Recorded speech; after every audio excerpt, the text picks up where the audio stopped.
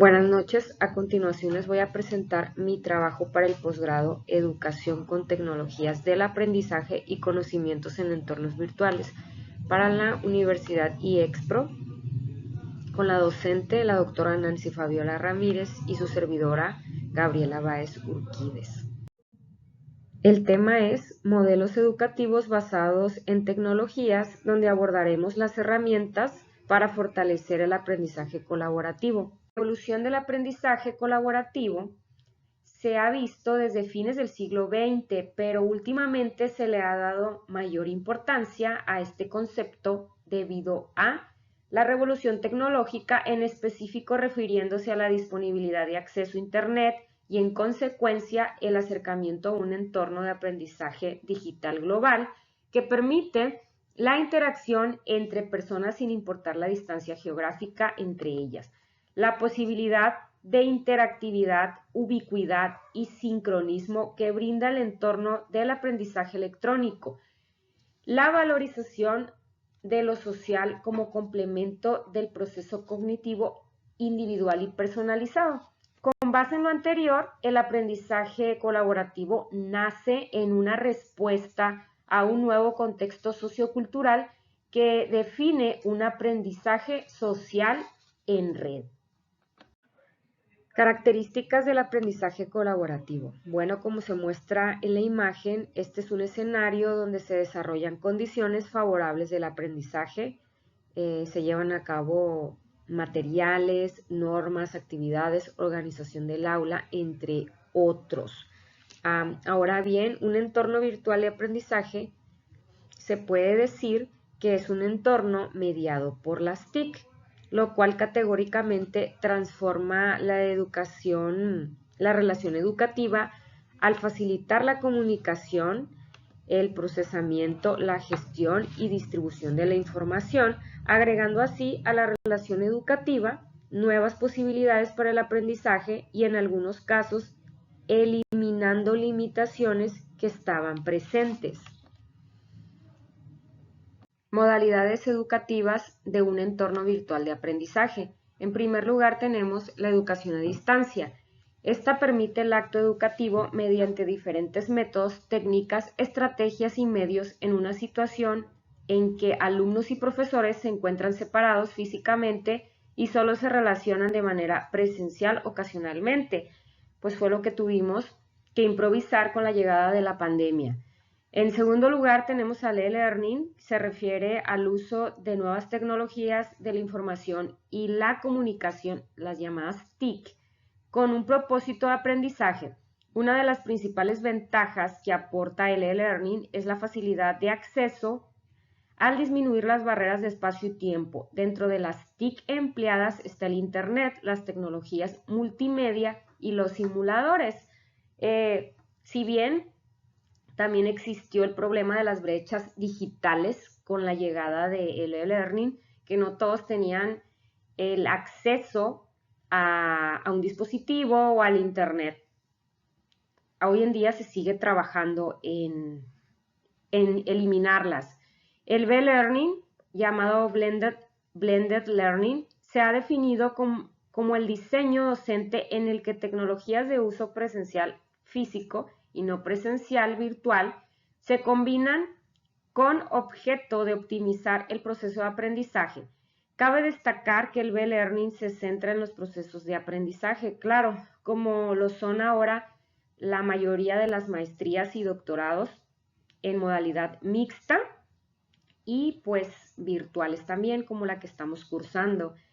El M-Learning se refiere al aprendizaje usando tecnologías portátiles, teléfono móvil, iPad, ordenador. El aprendizaje en una sociedad móvil con el centro de atención en cómo la sociedad y sus instituciones pueden adecuar y dar soporte al aprendizaje en una población cada vez más interactuante. Aquí estamos hablando del uso de aplicaciones en el teléfono. Tenemos al S-Learning, se produce posterior al E-Learning y al M-Learning y se refiere al aprendizaje mediante las redes sociales. Jordi Assens menciona que se trata de adaptar lo que está triunfando entre los internautas e integrarlo en la metodología docente, especialmente en lo que se refiere a las redes sociales. Estamos viendo cómo los docentes están haciendo uso de plataformas como TikTok, Instagram para realizar reels educativos y tener la atención sobre todo de los jóvenes que hoy en día sabemos que pues no quieren leer un artículo o un texto demasiado largo.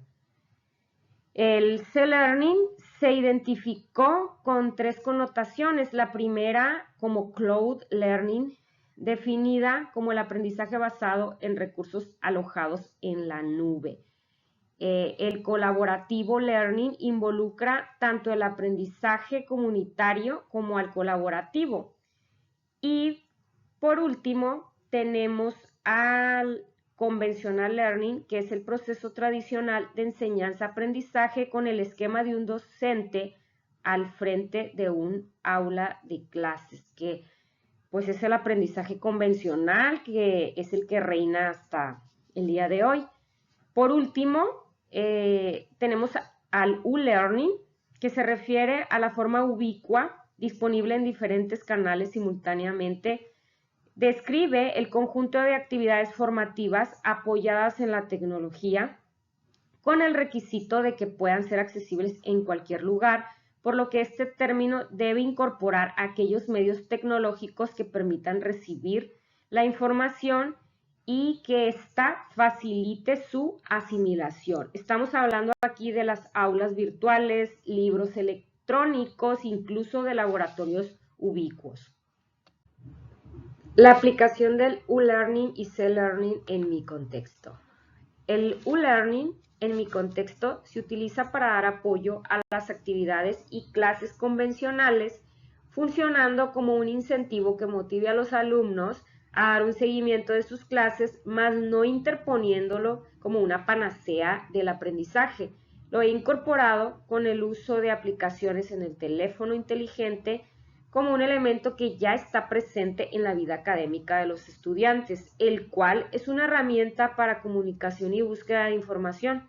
Lo utilizan en el aula al final de un tema en el que ellos mismos tienen que explicar y concluir un trabajo. En el caso de una escuela en particular se maneja el Classroom y el Google Sites.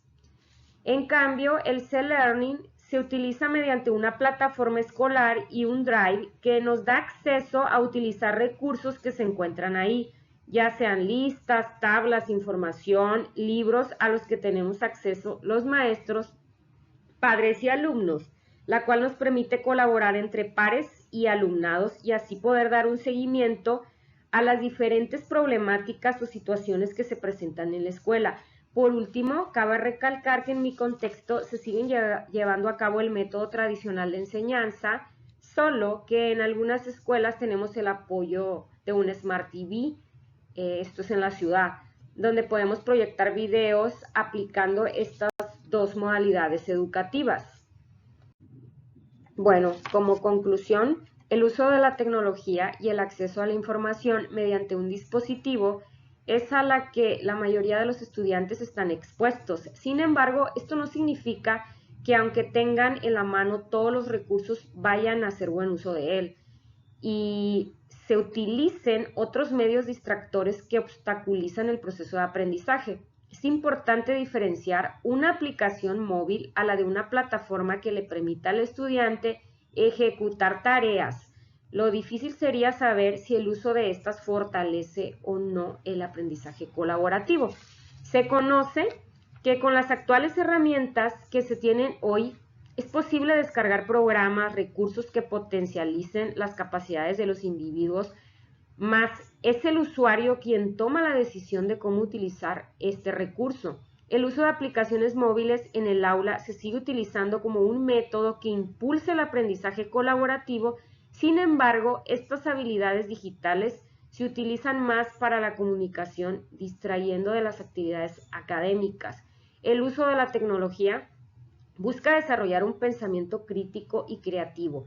La información obtenida de ellas requiere del análisis, síntesis, interpretación y que estos conocimientos adquiridos se utilicen para generar ideas y soluciones a sus necesidades. La tecnología llegó para quedarse y aún hay un largo proceso de adaptación y modificación de deberes. Muchas gracias.